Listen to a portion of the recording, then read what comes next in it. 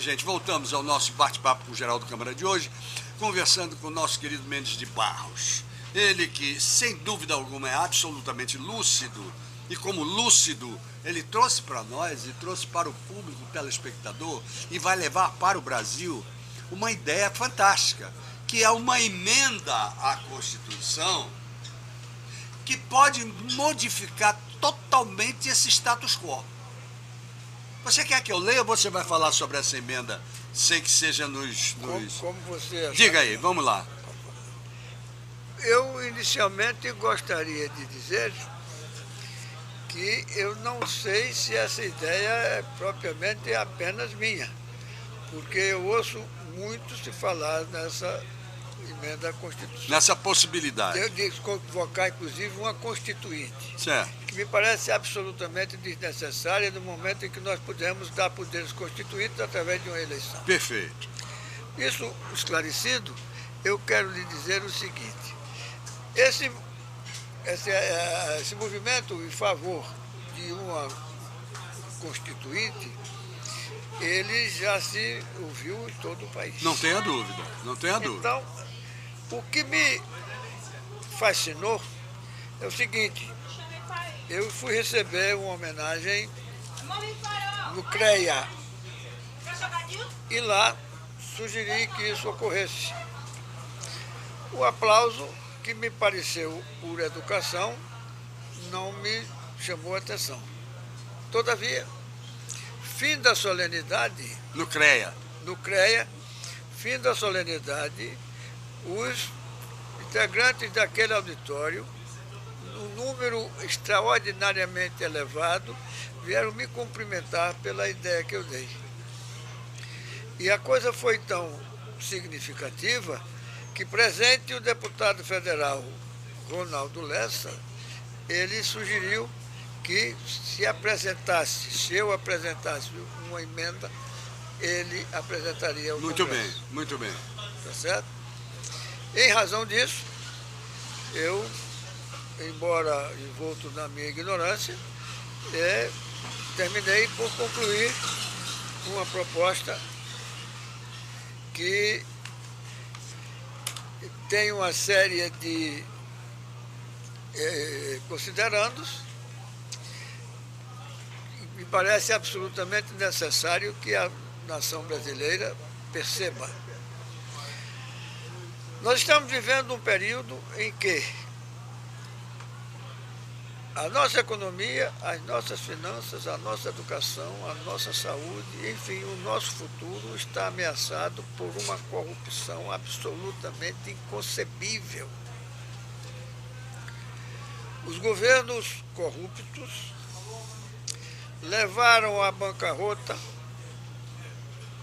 sim, levaram à bancarrota, porque só uma leniência muito agradável é que poderá permitir que as empresas, as maiores do país, que participaram desta corrupção, continuem sobrevivendo. Perfeito. Isso é um absurdo. Essa corrupção oficial acabou com a maior empresa brasileira e uma das maiores do mundo na exploração de petróleo, que é a Petrobras. É verdade. E nós estamos olhando um episódio típico da bancarrota. É verdade. Agora você fala na Petrobras, a gente tem que voltar no tempo e no espaço, que não só é o seu, mas é o meu tempo também. O Getúlio Vargas deve estar se revolvendo no túmulo, que um homem que teve a coragem naquela época ainda, na década de 40, de criar uma Petrobras e saber que isso aconteceu com essa empresa que se tornou a quarta maior do mundo, pelo amor de Deus. Você chamou-me a atenção de um episódio. Getúlio Vargas, ao fazer isso, ele atendeu aos reclamos do povo, que a Petrobras só passou a existir quando o povo brasileiro se movimentou e disse: o petróleo é nosso. Perfeitamente, perfeitamente. Tá certo? Virou um símbolo do Brasil. É. E hoje é isso que eu estou querendo ajudar, se é que é possível dentro da minha humildade, mas o que eu quero é ajudar para que apareça outro. O Brasil é nosso, a dignidade é nossa. Nós não podemos permitir que esses ladrões, a expressão é essa, estão todos presos. Nós chegamos ao ponto em que o ex-presidente da República, um ex-presidente da República está respondendo como réu a 5 processos. 5 processos, exatamente. A ex-presidente, nós sabemos o que aconteceu, ela chegou ao ponto de levantar um processo, um papel que nomeava o ex-presidente Lula para que ele ficasse mais protegido num processo que poderia ser aberto. Ela apresentou a todo mundo no Palácio do Governo. É verdade. O senhor Zé Disseu, que era um monumento do PT, está preso. Nós chegamos ao ponto seguinte, nós temos um governador do Rio de Janeiro, a capital cultural do Brasil, preso como ladrão, e a mulher também. Não havia mais nem... Eu nunca Dois ex-governadores implicados. Eu nunca vi isso na minha vida. Não, eu também não.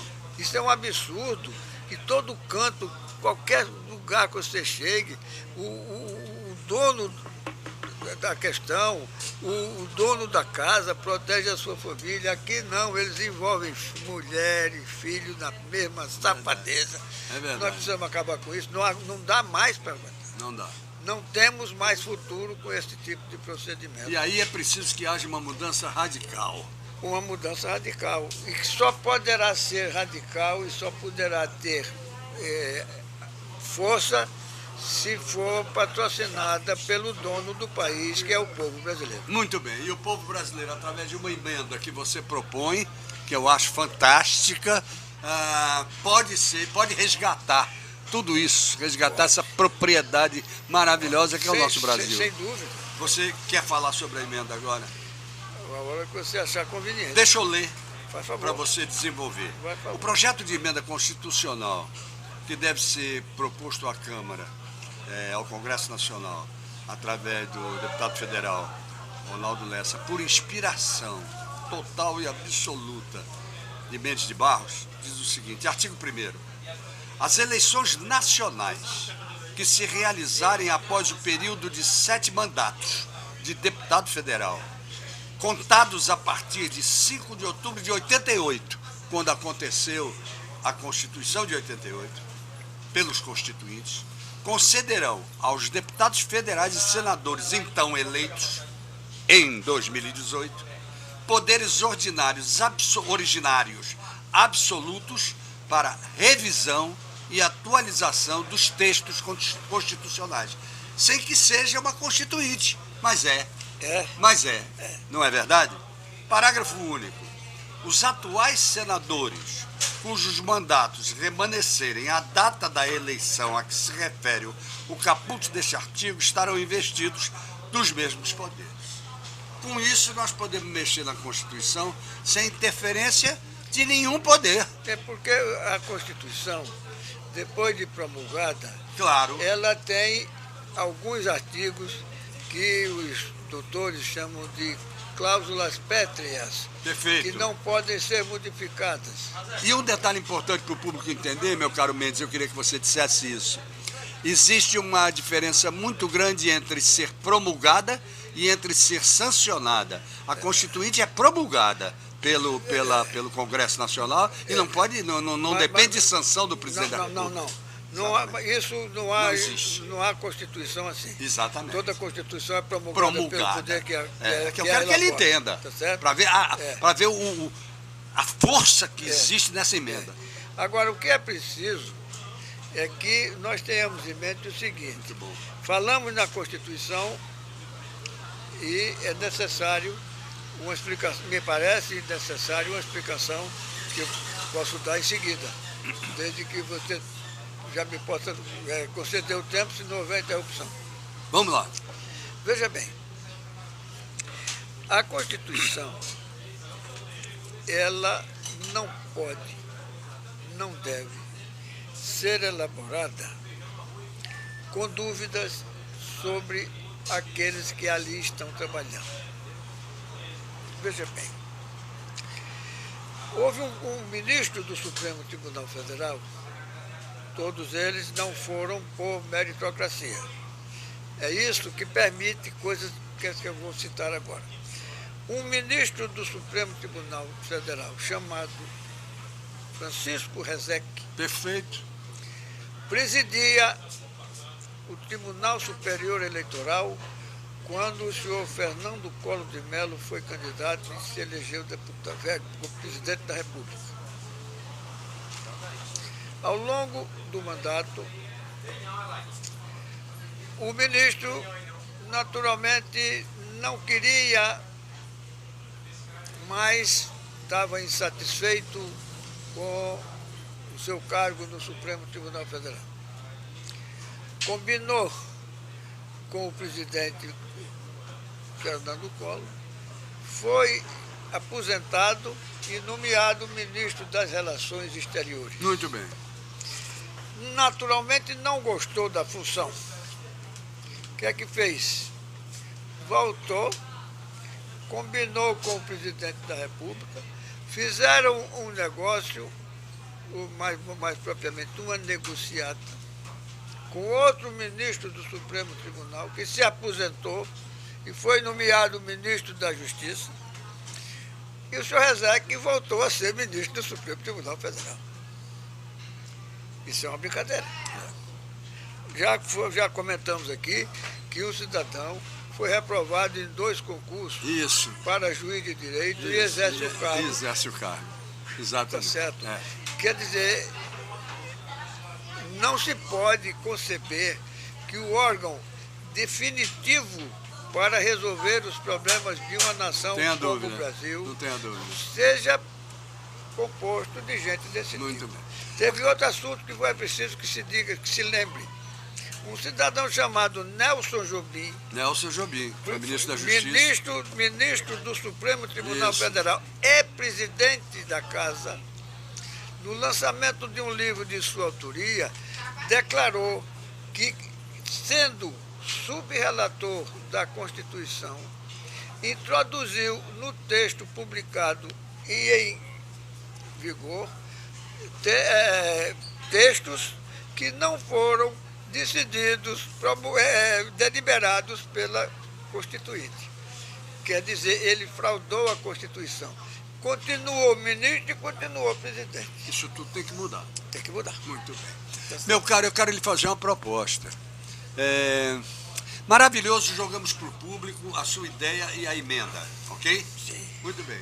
Feito isso, eu quero propor que no princípio de janeiro a gente faça um programa em cima do que a emenda deve trabalhar, do que ela pode modificar dentro da Constituição.